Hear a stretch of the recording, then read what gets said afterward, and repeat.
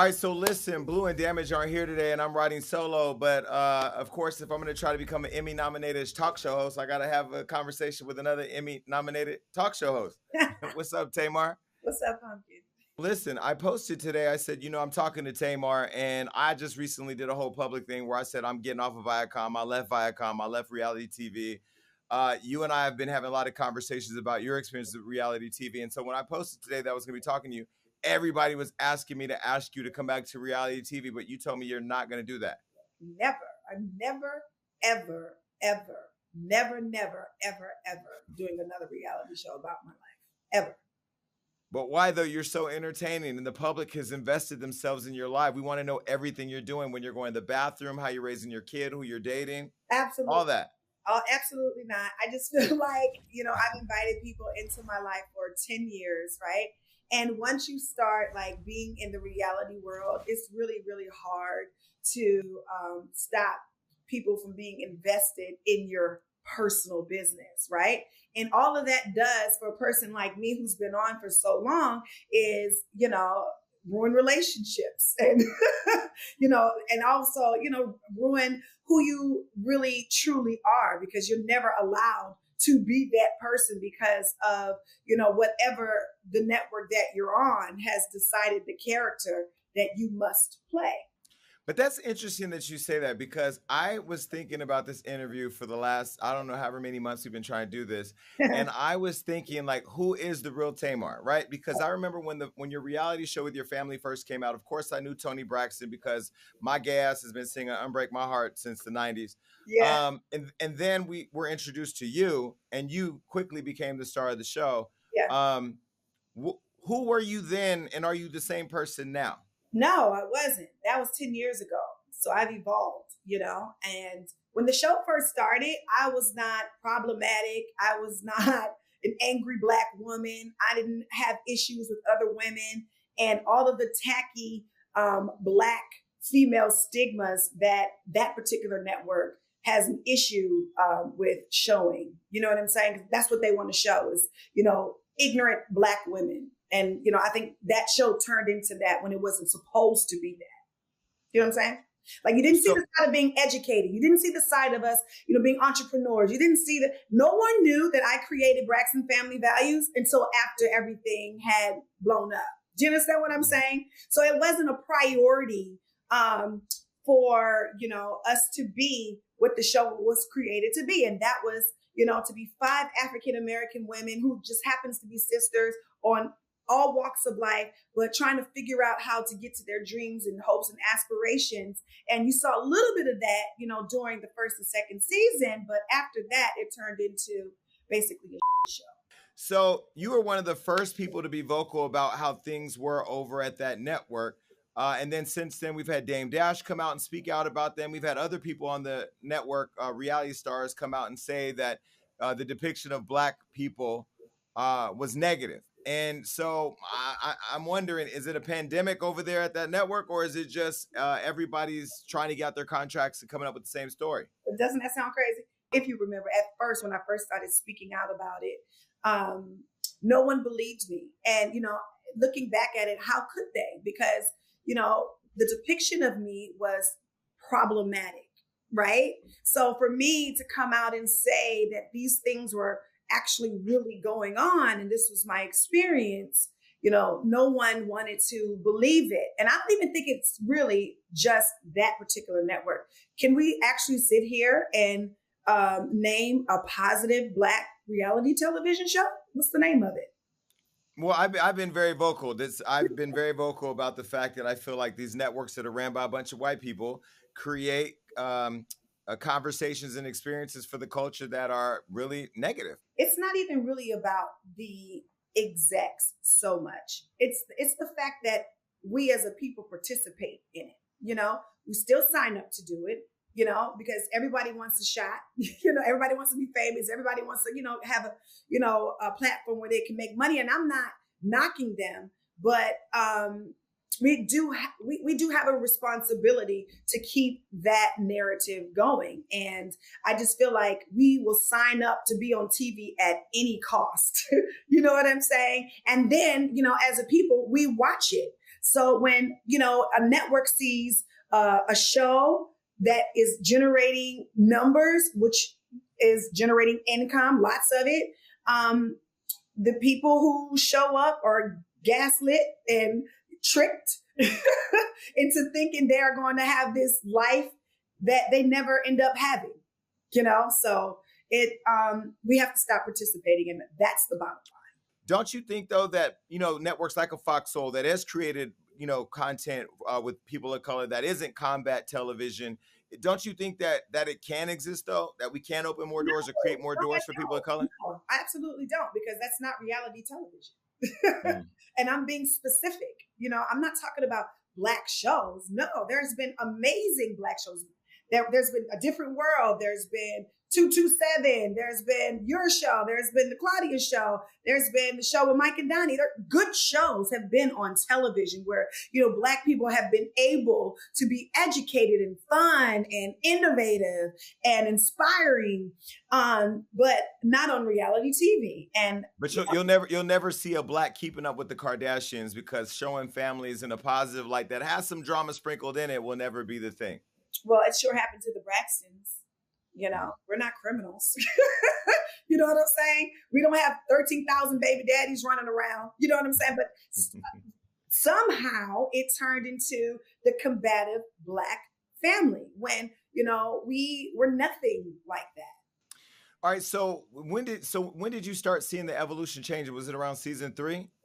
It was around towards the end of season 2, because season 1 had gotten all of this attention, and I definitely wasn't used to it, attention, but I was used to the lifestyle because of my ex-husband at the time, right? And instead of embracing that and making it a family thing, it was made an individual thing. And it was something that started to brew. Oh, Tamar's getting a big head, or Tamar's acting funny. Tamar's starting to argue with this sister. Why were they labeling you the troublemaker? Was it because you were the star of the show, or in the more livelier one? Or why were you chosen as the problematic person? Well, let's just be honest. It's the most popular one who is ostracized and who is talked about and who is attacked, because you're going to get a reaction. Like somebody like me and you, Jason, we're not ones to hold our tongue. You know what I mean? Right. I'm going to tell your audience something. I cannot count on my hands how many times I've called Jason and talked his ass off the ledge. Don't say that. Don't do that. Listen, Tamar is literally the Hollywood Unlocked godmother. I will get a text be like, hold on, everything okay? I'm like, Tamar, not today. I'm gonna have to call you tomorrow. You are, but see, that's the thing. Privately, you are the peacemaker. You're thoughtful. You're caring. You do check in on people. And then TV, I mean, I think you're great television because you're just so animated. But I never thought of you as like the angry Black woman. I didn't. Well, because I think you had an understanding of who I was. And I think, at first, doing the Rio and the Braxtons, it was kind of like leveled out a little bit, because then you got to see my real personality. Like, that's who I really, truly am. You know what I mean? Funny, opinionated, educated, creative, a producer. Is that why Loni Love was threatened by you?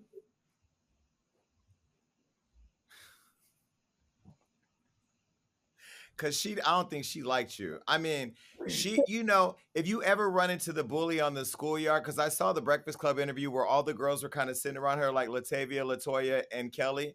But baby, she wanted to be Beyonce that day, and she had a lot to say about you. Was she jealous because you were the more popular woman on the show? I mean, everybody loved you. I heard Michelle Obama even loved you more than all the other girls. That's what the streets told me. Well, Michelle and I hit it off very well when we first met. And I think she's a phenomenal woman. And it was surprising to me because that was the first time I've ever been to the White House. And she knew every member of my family. She even asked about my baby and where he was and how my mom was. And, that is the kind of response, that I always wanted the Braxtons to have on our community. So wait, so okay, you're really good at deflecting. So going back to why Loni doesn't like you, is that because because I don't know, did Michelle ask about her family when you guys were at the White House? Well, she asked about all of us. You need the Lord, you too. I don't even want to talk negatively about any of those ladies. Since then, Adrienne and I has had amazing conversations, and I love her to death. And Jeannie, I'm so happy for her. And Tamara, I miss her so much. And I just really honestly don't know where things went wrong between, Loni and myself, because I looked at all of those girls as my sisters. And so what I don't want to do now is, perpetuate something between she and I again that would demonstrate us being negative towards each other in public. I just think that, we have to take responsibility for the things that we do and participate in. And I'm just not going to participate in arguing with another Black person publicly ever again. And just to any of those girls, I just want to just say publicly, I love you. I wish you well. I'm proud of you. It's not easy out here. And that's it. I don't even care about what the issues were. It's just not something that I think about anymore because I'm not even on that path anymore. The show has clearly been failing without you. They've gone through multiple rotating seats. They had Amanda Seales on there, who clearly was too Black for that show. And then they tried to come back with a segment that was almost identical to her brand. That was interesting. Do you miss the show at all? And do you wish you were there? Would you ever go back? I definitely would never go back, but I do miss the talk show forum. I definitely fell in love with it. I definitely want to go back to that.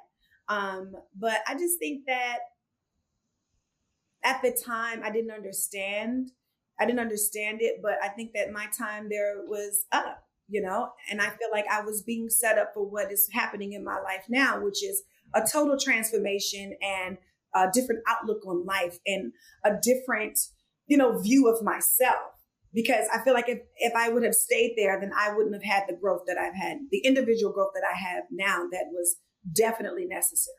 I feel like when I've earned something, like I've earned it. Nobody's given me anything. Right. I earned Love and Hip Hop. I earned Wild 'N Out. I've earned this show. I've earned it all. I don't, if somebody try to take something from me, I'm burning everything down. But that's just me. Is that childish?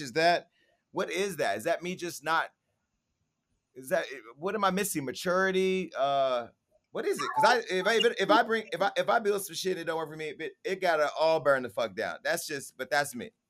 Well, I don't feel like I didn't think that way at some point. But I've always moved with integrity. You know what I mean? And that's why I haven't completely burned down the barn. And I also feel like sometimes we think we're God and we think that we have to do his job like he needs our help. And he doesn't. He's always going to take care of his people. And I believe that I am, a child of God. And I feel like he's got my back and he holds my future in my hand and doesn't anyone else. And so, I don't know, Jason, I'm not going to lie and say, I wasn't angry and hurt and devastated at that time, because definitely I was. It was my baby. You know what I'm saying? It was something that, Vince and I and Telepictures and Sally Ann created together. And it was important to all of us and we loved it. But, sometimes things. Wait. Sally Ann, Telepictures, what? You guys created The Real? Together. Yes, we did. Wait, Loni didn't create The Real? Something. Oh, wait a minute. No, see, I was about to let you get out of here with these questions, but I'm good. You could just refuse to answer, but I'm gonna ask. Wait a minute. So you mean to tell me Loni did not create The Real? Because the way she talks about the show, it's her show. Did I miss something? Tamar, you playing that? You playing? And Sally Ann was the woman who got you out. No, Sally Ann Salsino, absolutely not. Oh no. Okay, so Sally Ann she's an ally. She's good. Oh, I love her. I love her. Okay, because I've heard good things. She's amazing. She's one of the, and I'll tell everybody this. She's one of the most amazing Hollywood producers. Period. But wait, you didn't say all that about how amazing Loni was. So I'm just gonna let it go. So Loni tried to steal your show that you I created didn't with Vince. say that. Got it. Okay. She did it and I didn't say that. But let's move on, you know? Let's. Okay. So one thing I know about you for sure is you are a really loving, caring mother, and you love your son tremendously. I do. When you think about you as a mom, what comes to mind? Balance, and how I'm always looking for balance because, you know, I'm a hustler too. And so like, you know, I'm working all the time and, you know, always trying to make sure my pillar with my child is always met is so hard for me, you know, because he's growing up and the things he used to like back then, he don't like now. So yeah, that's hard for me. So it's balance. And I always want to make sure he's happy. I'm always asking him, are you happy? And that could be counseling and that could be, you know, him being in counseling, our counseling together. I just want to make sure that our lines of communication are always open. So when I think about your family and motherhood, I think about Miss Evelyn, who seems to rule with an iron fist. Like, I don't know if Miss Evelyn cocktails, but I want to get cocktail with Miss Evelyn one good time. Um, does she? Are you when you look at her parenting and how she parented all of these girls? Do you parent the same way, or are you different? How do you find it lining up? You know, my mom is a phenomenal mother, and she as a matter of fact, she's always been. My dad too. They were great parents, and you know, I couldn't imagine raising 6 kids. You know what I mean? Like, it's a lot, and I don't know. I don't think we parent the same. You know, I mean, I'm having a hard time with discipline, and I've given birth to myself. So, you know, I just really do the best that I can. And I ask her for a lot of advice, a lot of advice. I only have one and it's a lot. So yeah, no, I don't parent like her at all. She had lots of discipline and we were well and intact, and mine is all over the place, but he's a loving boy. Do you want more kids? I absolutely do, but I want a husband first. And you know how that worked out. So here I am. Well, I mean, you know, I know how to transition. Do you remember this relationship? Let me show you a picture really quick. Oh, Lord, here we go. So now, you know, you look amazing in this photo. If I could just cut you out of it, it would give me everything that I need. All right. So you were with David. And I've been very vocal to you that and these are my opinions, I was not a fan of David. I had saw the advanced tape of the show that you guys did on WeTV, and thought in the first 2, 3 episodes, it summed everything up that I needed to know about him: controlling, jealous. He wanted to be you. He wanted the recognition. And one thing in particular that I could have snatched him through the TV was when your ex-husband brought your son home to your house and wanted to tuck him in, and the man said to you, "Don't be bringing no in my house." Now, Tamar, how did you even let yourself get wrapped up in that with him?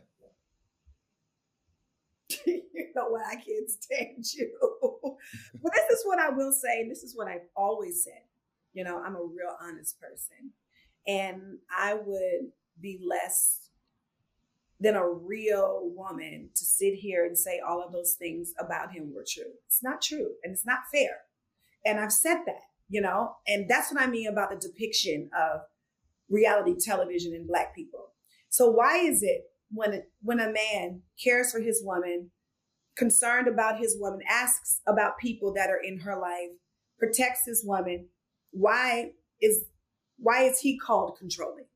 Why can't he be looking out for his woman? I don't really understand that. You know, we all say we want a strong Black man. We want somebody to protect us and somebody to love us. And when they do that, we openly call them controlling.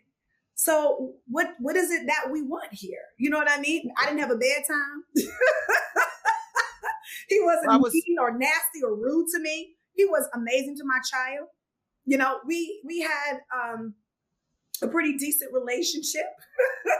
And the minute it came on TV is when things started going, downhill. And I can completely understand his point of view when it comes to television, because I'm not even going to lie, my life changed negatively. My relationship started to deplete and deflate. The one thing that I think people have to own is what they show up and put out, right? Like, I threw a drink on Love and Hip Hop. I still get that from time to time. I own it. I've apologized. I've stood in my truth.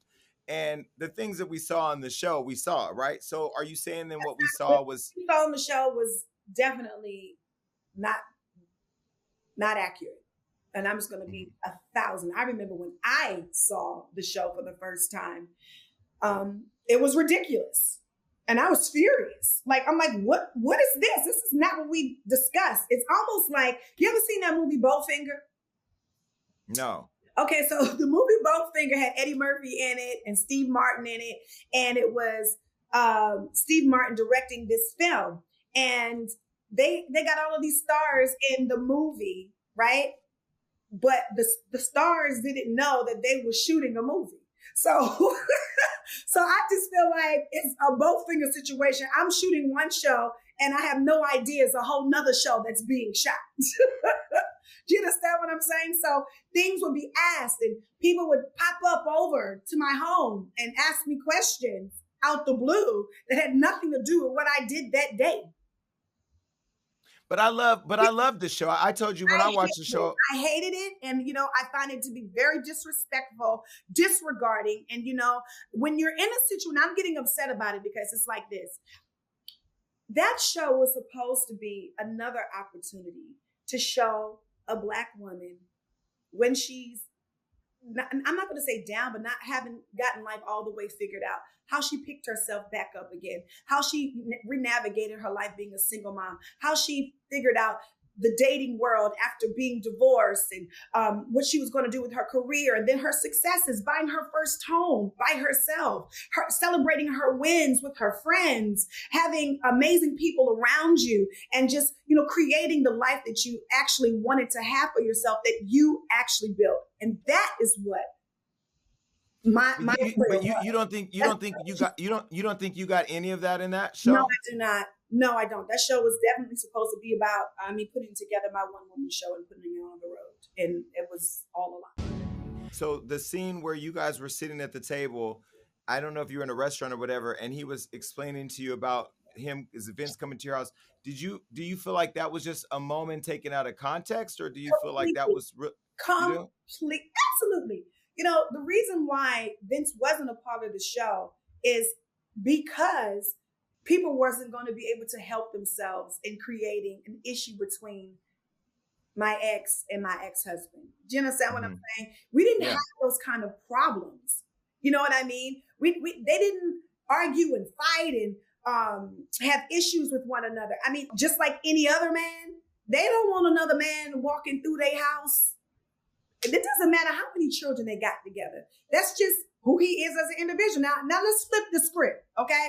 Now, had it been David and David's baby mama came over to the house, walked on through the house, went to their son's room and took my son in, gave him a bath, I would have an issue with that. Like, why is your baby mother on the house like that? But in all fairness, Tamar, when you went through that really challenging situation, which I thought you breathed power into a conversation, I think that's important for everybody around suicide. And I want to touch on that a little bit. Literally right after that situation, I feel like David didn't even show you the same amount of respect that you're showing him today when he was seen with some woman that he allegedly was hooking up with, like right after you were out the hospital. I mean, and this was a woman who I guess was either your friend or his friend or somewhere close to the situation. To me, it was messy. It was disrespectful. And it was literally less respect than you're giving him today. So I'm just trying to hear you give him life and be nice, but also thinking about when I saw those pictures of them on the boat, when you had literally just either got out the hospital or were still in it. So is that the same person you're describing today? It is, but that's not my job. It's not my job to be rude and hateful and nasty because it didn't work out and drag him and hang him out to dry. I think what's happening, in and the opinions of everyone, is what's happening because that's what someone put out there. You know what I mean? But my personal experience with him wasn't horrible. No matter what happened or what came out of what was really going on while we were in a relationship, that was not my personal relationship with him. So I can only speak about what happened in our relationship, and things were great. And that's all I'm going to speak about. Then I have to ask you about this right here because, the way you look out for me in making sure that I don't drive or jump all the way off of ledges, I just want to make sure that I'm doing my job and asking you the questions that I never ask you privately because I do respect your privacy as a friend and I do consider you a friend. So there was this picture right here that I want to ask you about. This photo was a bruise that I believe he put on your arm. Now, I know I'm probably violating the friend code by talking about something publicly that I haven't asked permission for, but I want to make sure that because there are so many women that do look at you as a champion for many things. You overcome, obstacles. You stand in your truth. You say it like you mean it. You show up with grace. You're a great mother. You're a great sister, and you're a strong Black woman. I want to make sure that when we stand with the hashtag Protect Black Women, that protecting Black men, although a priority, isn't in a way of sliding who you are to other women. So that bruise, he grabbed you on your arm, correct? Okay, so it's a lot of variables as to why I can't give you a direct answer. Okay. Um, Number one is the legal aspect. And listen, I'm just going to be 1,000 with you. And I've never lied to you about anything, big or small, right? That day in the car was a horrible day. And it was a lot of emotions. It was a lot happening, and I'm not making excuses for him, but I'm talking about the experience that we both had with suicide, right?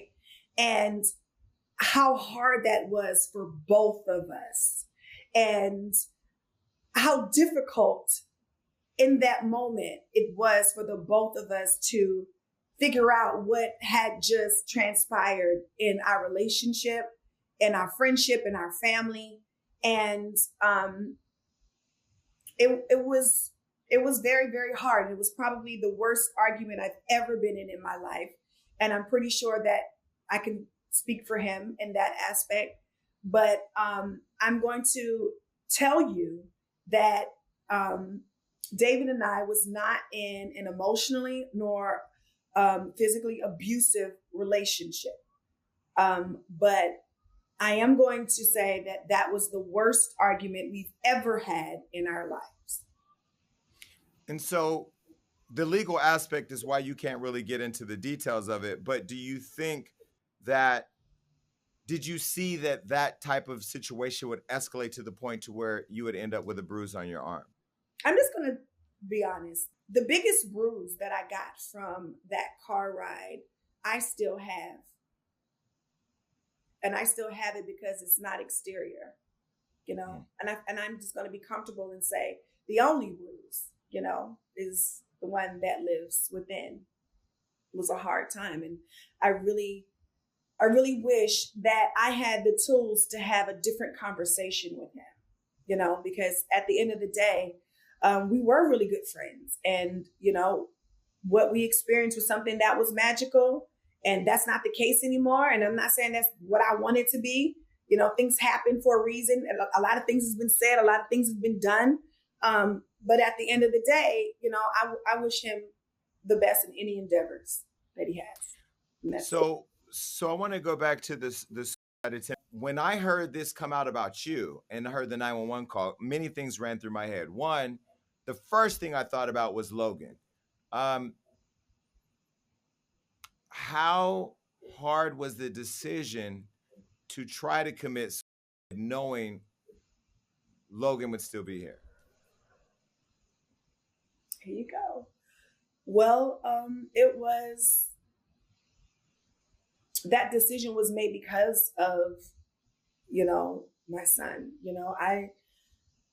I didn't want to be the person in his life who was negative. I didn't want to be the person in his life he had to be embarrassed by, you know? And I'm not going to say that the people in my life didn't see it coming. They should have expected that.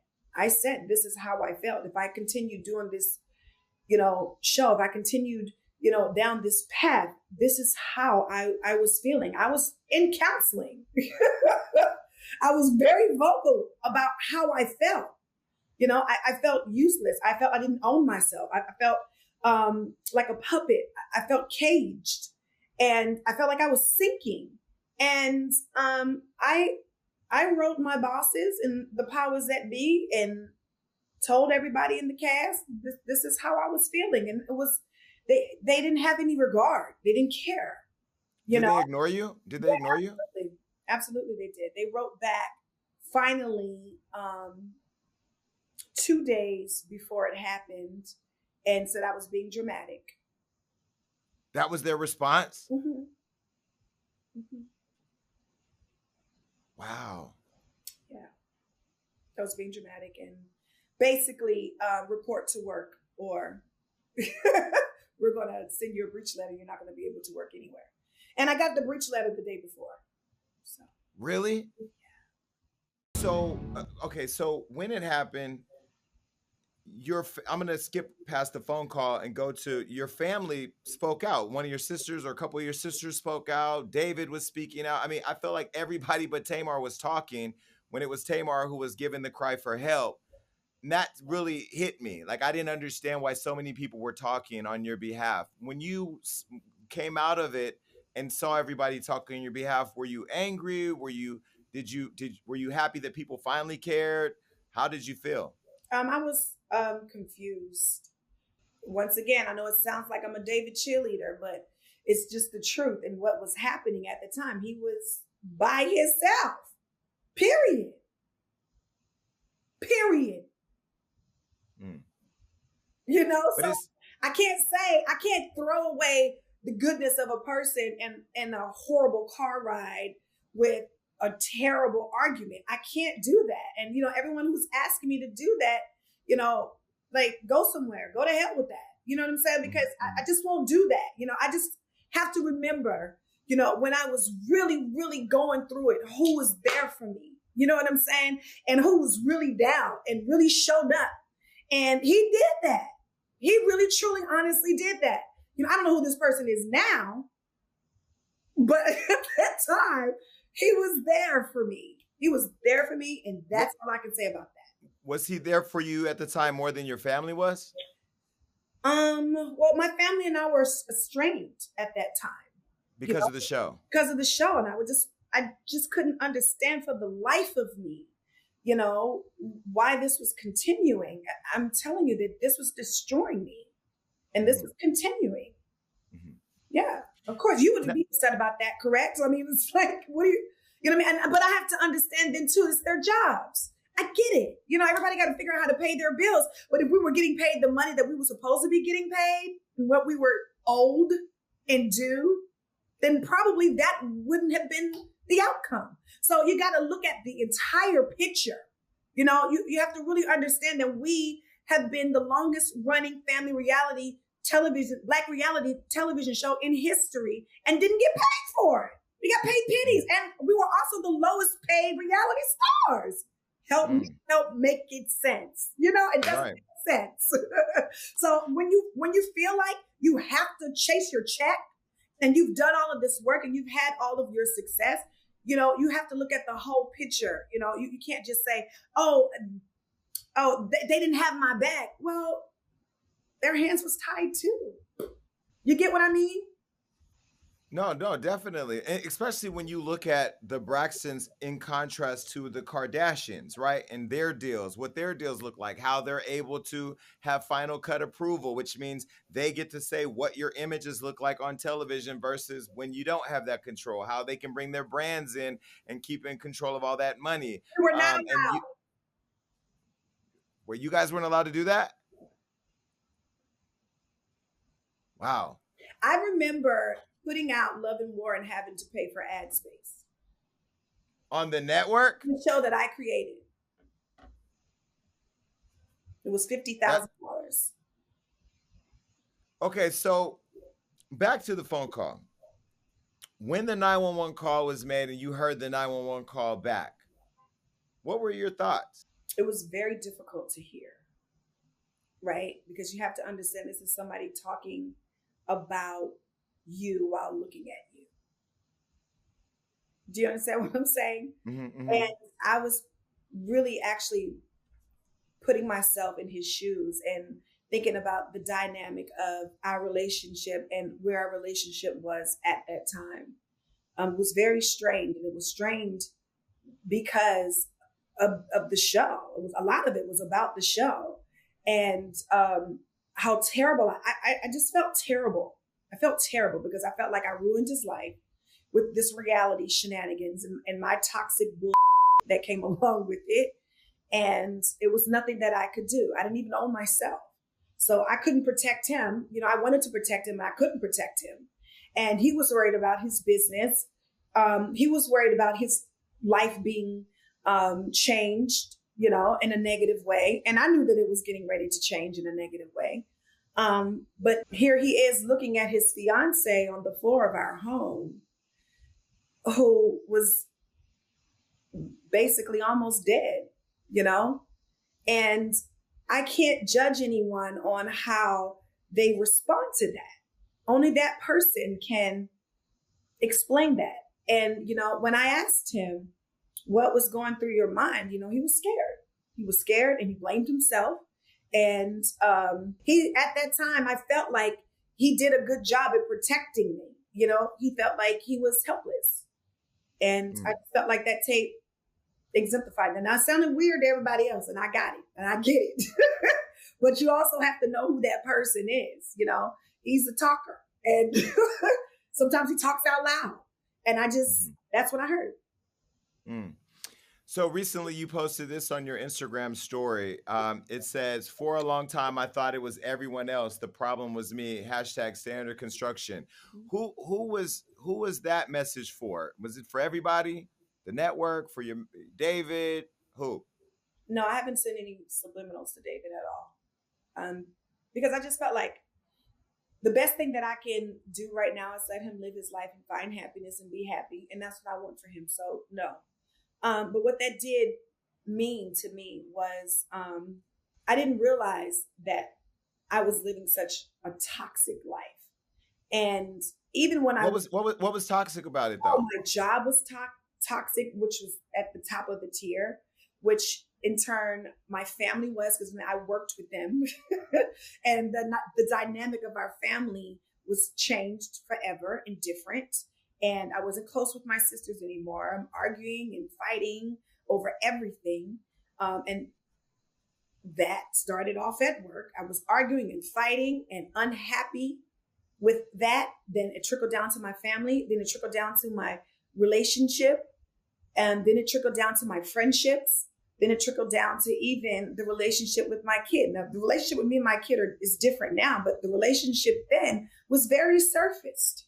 And just like everything else, the relationship with my friends, I couldn't have or couldn't even keep my friends because I was just so toxic, because I was so unhappy with my life. I was unhappy with myself. I was sad every single day. And what kind of positivity can you have when you're sad like that and upset all the time, every single day? So when I thought that I was making strides and, you know, being positive and trying to put positivity out there, it wouldn't last until I started to make the changes that is within. Yeah. Well, when I think about some of the stuff that I've seen just in the press about you with, you know, because I'm a survivor of sex abuse. I was molested. And I know that you went through a similar experience, and it came out on national television. My understanding is it came out without your knowledge of it coming out, which is re-victimizing somebody over again. And I know you're under construction, but do you still think I mean, of course it's not okay that you were betrayed, but who is to blame for that? And do you forgive them? Because when I feel victimized by my family till this day, I just cancel them, whether it's network, family, whoever, if you victimize me, you're out. Are you at a place where you've worked on yourself to accept that happened and you forgive them and move on, or are you still hurt over that? Oh, it's hurtful. Now you have to think about it. And I keep saying it started off with my job because I know that no one wants to believe that. But you have to understand when that happened to me, it doesn't matter who said it, who did it. I was at work. And those things are not supposed to happen when you're at work. Do you understand what I'm saying? And so it doesn't even matter to me who said it. It doesn't even matter to me that I feel like I was sold out for a good moment for viewerships. The responsible aspect of it to me is to have known that, I've been living with this secret for a long time and I did nothing about it. I didn't do the work. Even when I was in my therapy sessions, I've never brought it up. I just pretended like it didn't happen. And that's where I just have to put on my big girl panties and say, you did nothing about it. I was just like everyone else. I ignored what happened to me. And when it was a safe place, when I was in a safe environment with, as my therapist, I should have mentioned it. I should have said something. Had I talked to a counselor or my counselor, therapist at the time, about the things that was happening, when that happened to me, I would have had the tools, come on, to work through that properly. And my life wouldn't have started to spiral out of control as it did since that day. Do you get what I'm saying? Because my life started to spiral out of control even more since that day. That was the first time I contemplated suicide, was that day from my job. But at least everything that has happened has transpired in a way that has built it up for you to be able to work through it, right? You've been forced to deal with it now. Yeah. It was a family member, correct? I would have to say, because who, Iyanla said it, but somebody had to tell her, but she didn't have to say it either. So, tomato. Do you think you can get to a place where you can have a conversation with Iyanla about it? I don't think that is necessary for me. I'm not angry with her. I just don't understand why. It's almost like going to a therapist and you trust that person, and in front of everyone, they divulge your innermost, darkest secrets. Do you understand what I'm saying? How would you feel? I don't think anger would be the right word. It is devastation. And then to be talked about so negatively afterwards, like you're not supposed to have a feeling about it. You know what I mean? As a therapist, these things. These things are wrong. It goes against every code, period, But like I said before, that's not my job. I can't funnel that out for her. I can only work on myself and make sure that I have the tools to move forward to be the best Tamar possible. Listen, Jason, I am not going to let anyone stifle my growth any longer. I'm not going to let anybody hold me back from nothing that I've worked hard for. And I'm definitely not going to hold myself back. And holding myself back would be holding on to each and everything that I felt victimized about. And I am a survivor, not a victim. I'm a winner. And what winners do, we win. We figure out how to win, and that's what we do. No, I love that. I love that. So have you found out which family member told your business, and have you forgiven them? Nope, don't care. It's not my problem. Wow. Really? No, it's not my problem. It's not my job. It's not my job. Damn. That must be good therapy, because I'm sorry. You betrayed, like, the whole, whoever was involved. No, I couldn't have done it, but okay. Like, what are you going to do? Beat up the world? You going to beat up your family? Like, what are you going to be mad every single day? And go there's nothing that's going to bring me to that dark place. And I'm not going to let no one bring me back to that dark place. So what am I going to do? Relive that day every day and miss the rest of my life? No, I'm not going to do that. You have to pick the pieces and make the decision to move forward. Life is forward. Had something happened to me that day, guess what would have happened? tomorrow. Right, right. But don't you? But did you give yourself the closure on it then? Because you to get closure, you would have to say, for me, I'm closing that. It happened. I'm not going to deal because you're still moving around people who somebody in that world betrayed you. Yeah, well, forgiveness is not for the other person, it's for That's true. yourself. That's You true. know, and you don't necessarily have to be in somebody's face like you did, you did that, and you know they did that to me, and that. No, no, that is living in that moment. You have Mm. to move out of the moment to move towards your destiny. That's it. And that's going to be a quote somewhere. Okay, so let's talk about under construction because there are a lot of celebrities coming out with podcasts, and I don't like any of them, but I do love yours. And I do feel like the reason why it's so good is because the conversations that you're happening are not all big celebrity driven. They're focused on the actual conversations. And I like that because that's what people sign up for podcasts. You know what I mean? And they want to hear people talk. But you have had Taraji on there, who I am in love with, who I've never met, by the way, and I know that you did her show. When you came up with the idea of under construction, how did you get there? Like, how did you come up with the name? What inspired it? Well, I came up with the name Under Construction because I am currently and will constantly be under construction. You know, in taking responsibility for everything that has happened in my life and the role that I played in it, was me being honest and open about the path that I will forever be on, and that is getting better and getting greater at everything, at finances, at relationships outside of um, personal, meaning like your work relationships, your friends, your man, and everything in between, parenting, everything that I am constantly working on. But I wasn't interested in just what everyone saw every single day. I wanted to invite people to be on this life-changing experience and journey with me. And the only way that I could do that was to be honest about everything that has happened to me and not be afraid of it and face it head on and open the door for them to know that whatever has happened to you, it is okay and you're not alone. I love it. Well, so it sounds like you've been through a lot of therapy, you've done a lot of work, you're under construction, both on the podcast and real life. I just love when we can all have our breakthroughs and get to a point where we can look back over our life and see where we played a part in everything. So it sounds like you're in a much happier place. And I'm glad that you're still here because I ain't gonna lie, I was like, wow, because again, I know you outside of all of the Tamar Braxton stuff. And to see that it was I'm just glad that you pulled through and that you're still here.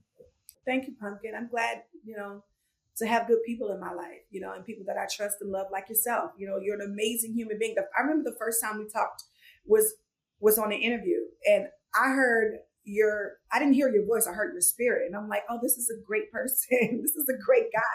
And that still rings true today. And this is why your success has been where it is, because your spirit is so amazing and captivating. And, no matter what people might say, oh, he's messy, this, that, and the other, your heart is pure. Well, thank you. I received that. And I was going to say something else, but I just got to sit in that, because It's true. I do tend to say what I'm thinking. And sometimes you don't have to always say everything that you're thinking. All right. So you also have an event coming up, the Lucky 21 event. Tell me about that. Lucky 21 is a virtual conference, and it's only $99, and you have your favorite people on the panel. We even have a prayer breakfast, and it's all about reclaiming your wins. This is everybody's winning season. Come and collect your wins. And it's all about everything that we talk about on Under Construction, my podcast, being better at finances, being the business person you've always wanted to be, being the relationship person you've always wanted to be, being better, being elevated, and come and celebrate your wins and come at Lucky 20. Well, talking about celebrating your wins, my fans and your fans will kill me if I don't ask you about new music, because that was another one of the number one questions. People are asking, where's the new music? Because I think your fans are called the Tamartians, right? Martians. The Tamartians are all down my Facebook asking about new music. So when are they going to get that? I'm actually getting ready to go to the studio now. I'm late. That's why my phone was blowing up. I don't know. I had planned on releasing something much sooner, like right after Crazy Kind of Love came out, the True to the Game song that was on that movie. But the pandemic happened, and I'm just one of those artists who really, really enjoys performing live. I don't want to Zoom my concerts. I want to feel the energy of people. And I just thought that, putting things out right now and, you're not able to do anything, it's like defeats the purpose. Well, listen, everybody's waiting for it. So I appreciate you coming on the show. And I can't wait to see you again in these big old streets if I don't see you in LA before then. I know. We have to get together for a lunch now that we're both almost vegans. Oh, yeah. Yeah. We're going to get together for the lunch and we're going to unpack all of this interview there off the record. Okay, good. All right. Bye, Tamar. Bye, baby. Love you. Mwah.